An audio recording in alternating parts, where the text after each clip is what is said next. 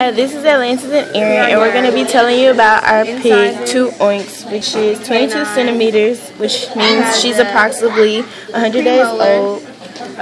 Yes, she's a female, and we're going to tell you about the anatomical terminology of our pig.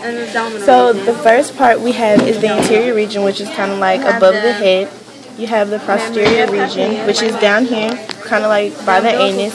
You have the cranial region, which would be like kind of stops here and it's like the head area. You have the caudal region, which is also down here close to your genital papilla.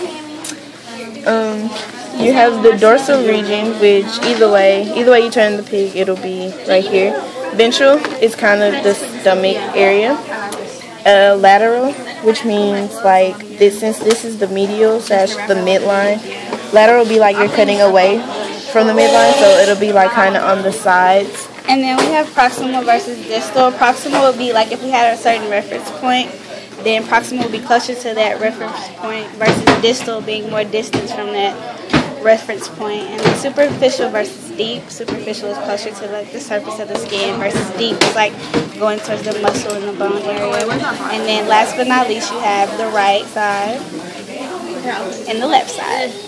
Thanks for tuning in.